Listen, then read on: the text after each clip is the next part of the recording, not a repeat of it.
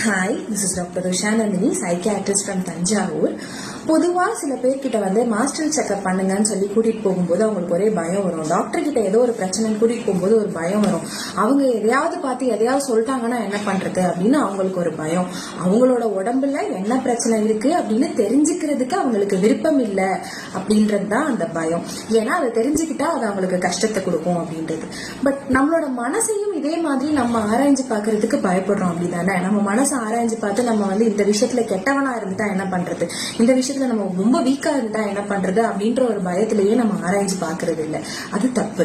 நம்மளே கரெக்டா ஆராய்ஞ்சு பார்த்து நம்ம எதுலெல்லாம் ஸ்ட்ராங் எதுலெல்லாம் வீக் அப்படின்னு நம்ம வந்து கரெக்டா ஜட்ஜ் பண்ணோம் அப்படின்னா நம்மளோட வாழ்க்கையில எந்தெந்த விஷயங்களை மாத்திக்கலாம், எந்தெந்த விஷயங்களை அக்செப்ட் பண்ணிக்கலாம், எந்தெந்த விஷயங்களை மேம்படுத்தலாம் அப்படின்ற புரிதல் நமக்கு வரும். அதனால நம்ம வாழ்க்கையில முன்னேறதுக்கான வாய்ப்பு உண்டு.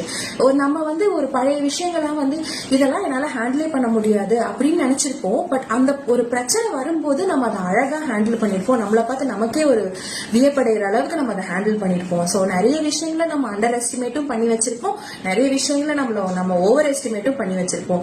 கரெக்டான அக்யூரேட் அசஸ்மெண்ட் பண்ணுங்க அப்படின்றது தான் இன்னைக்கு ஸ்டாய்கிசம் பிலாசபி. இதை பத்தி யோசிச்சு பாருங்க. Thank you. Have a nice Sunday.